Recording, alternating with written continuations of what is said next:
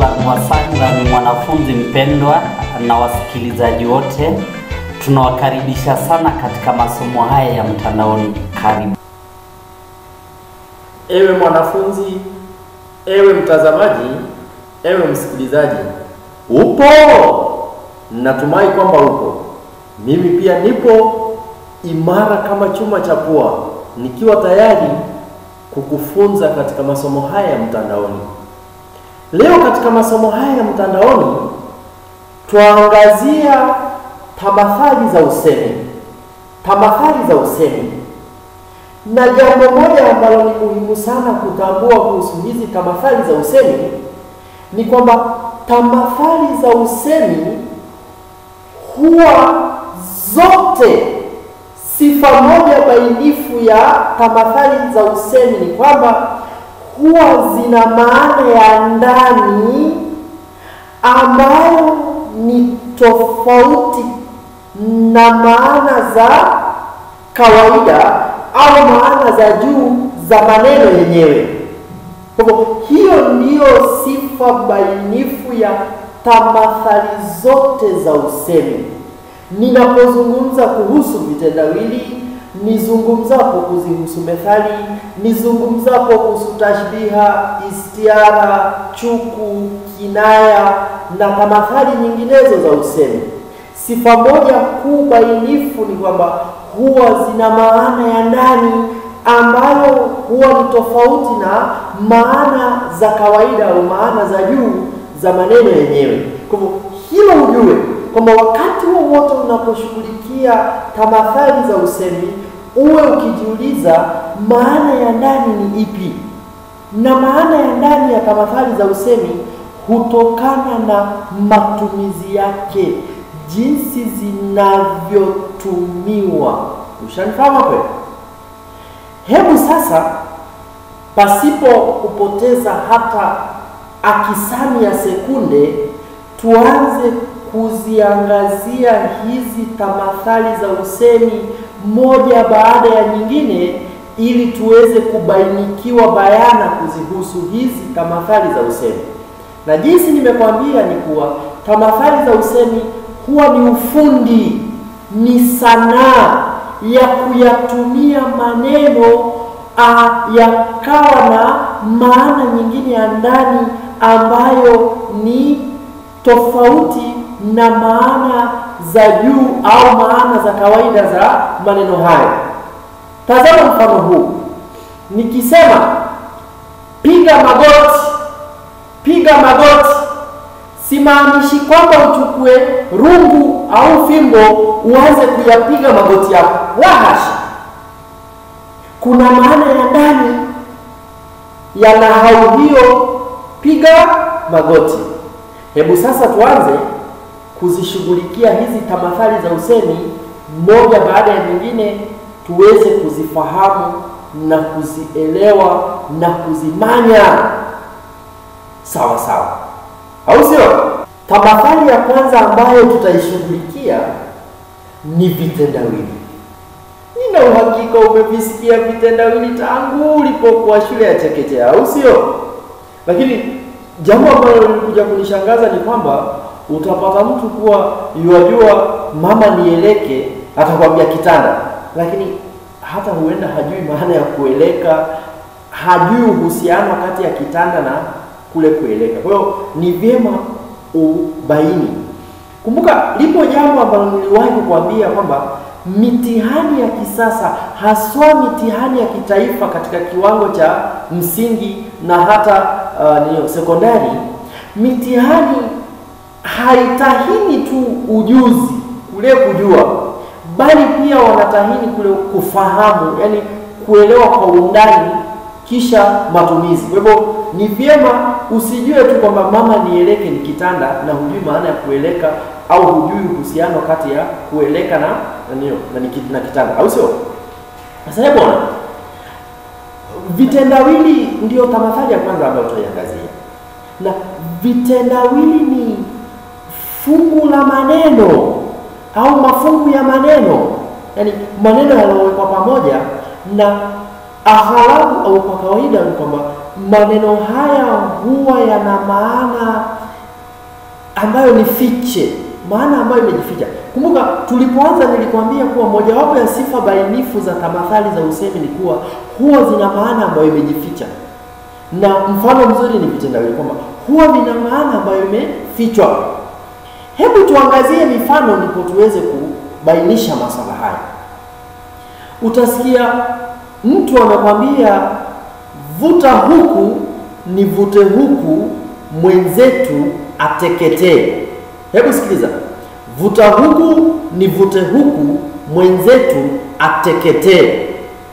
Sasa ukichukulia kijuujuu utakuwa ukifikiria kuhusu kitu kama kuteketea ni kule kuchomeka ama kuungua. Kwa hivyo huenda ukawa ukifikiria kwamba kiteguzi chake ni kitu kama moto au kiberiti au masuala ambayo yanahusiana na moto. Lakini ajabu ya maajabu ni kwamba kiteguzi au jibu la kitendawili hicho cha vuta huku nivute huku mwenzetu ateketee hakina uhusiano hata chembe, hakina uhusiano hata kidogo na masuala ya moto, kuteketea, kuungua, kuchomeka, la hasha. Namaanisha nini? Hebu tazama hapa. Upo msumeno ambao sijui wapo wewe ushawahi kuona msumeno huu. Hebu nikucholee hapa kisha wewe utaniandikia hapo kwenye mwanafunzi. Upo msumeno ambao mtu mmoja hushika upande huu na mwenzake hushika upande wa pili huu. Kisha iwapo kwa mfano tulikuwa tukikereza gogo la mti, kwa mfano, tazama hapa, hili ni gogo la mti.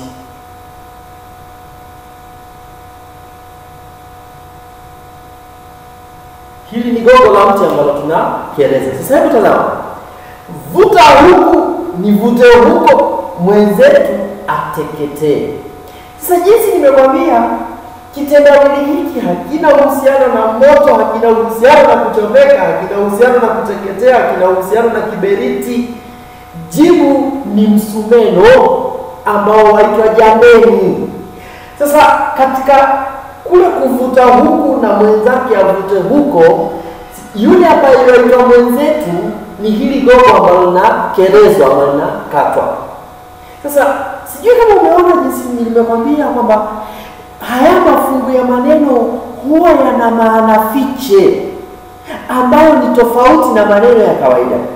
Kwa hiyo unapotegewa kitendawili katika kutafuta kiteguzi au kutafuta jibu, huwa maneno ulopewa yapaswa kukuingia mawazoni, ukaona taswira au picha ya mawazoni ya kitu ambacho hufanyika jinsi umeambiwa katika maneno ulotegewa kwayo. Kwa hivyo usiendee maana ya kitendawili kwa kuongozwa na maneno ya kijuujuu. Hebu tazama mfano mwingine hapa. Ukiniona hapa utasikia mtu amekwambia wanangu hushindana wakifuatana. Wanangu hushindana wakifuatana.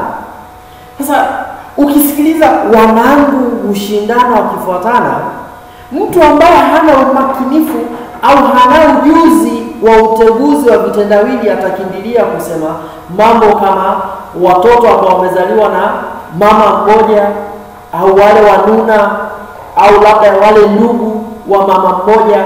Sasa ndipo wanafikiria kwamba wanashindana labda wakifuatana, mmoja amezaliwa baada ya mwingine.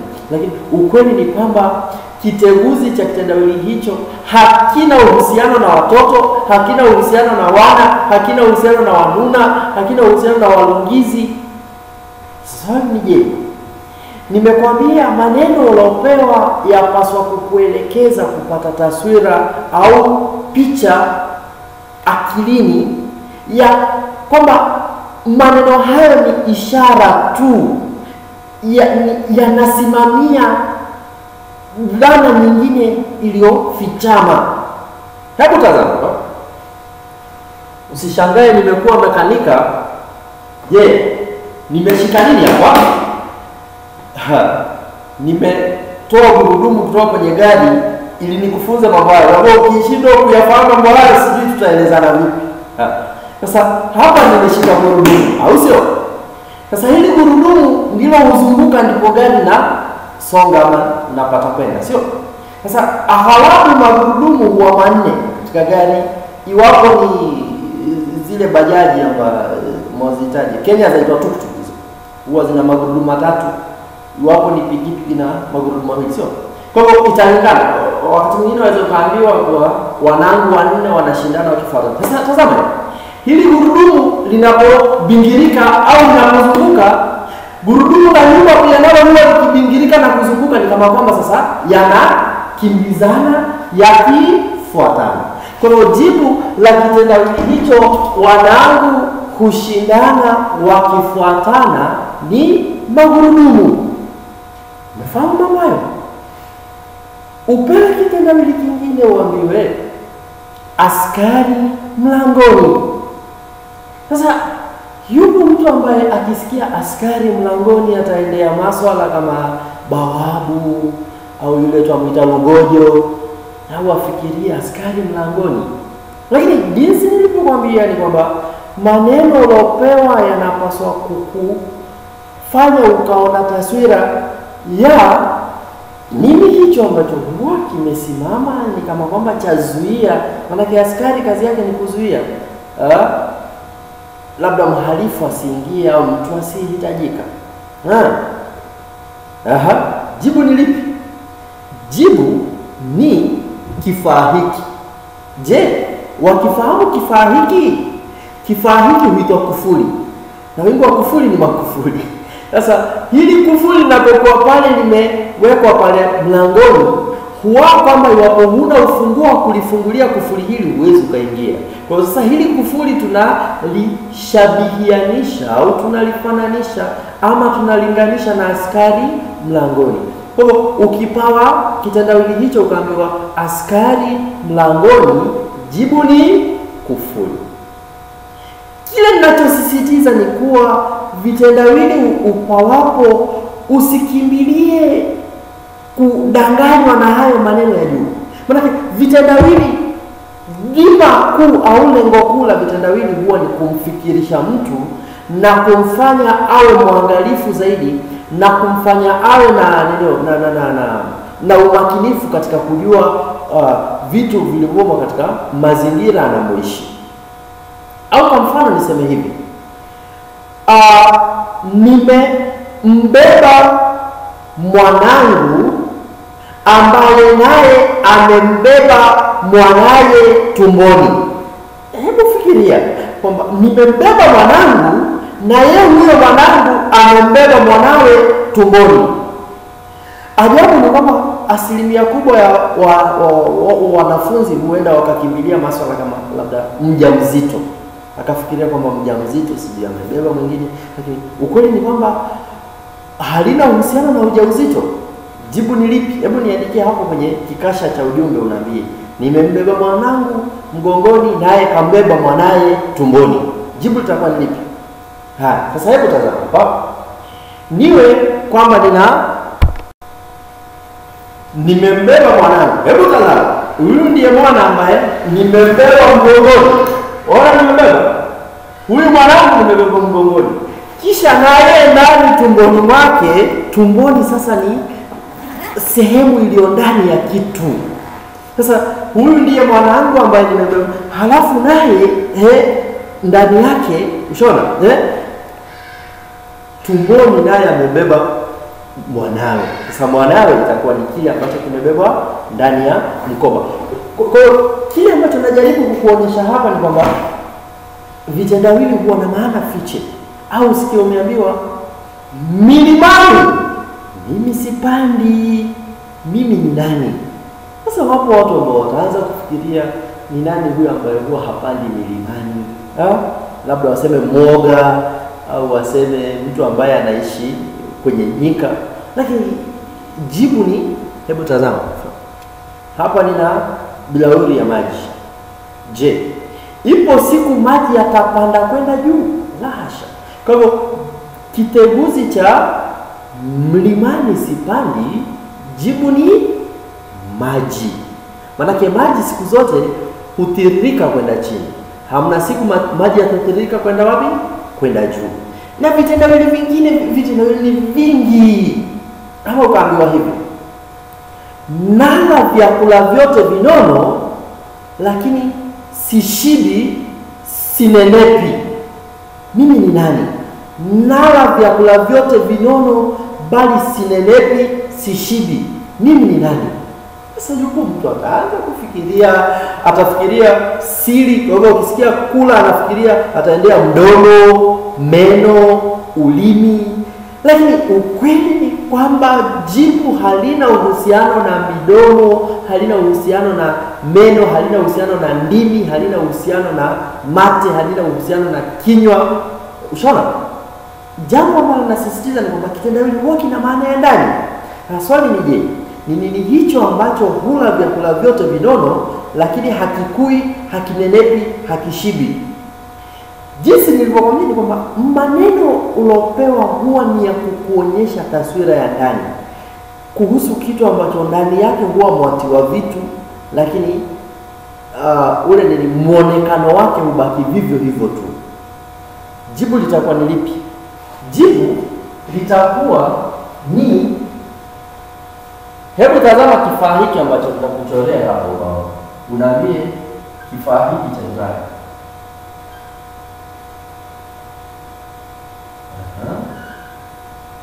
Kifaa hicho.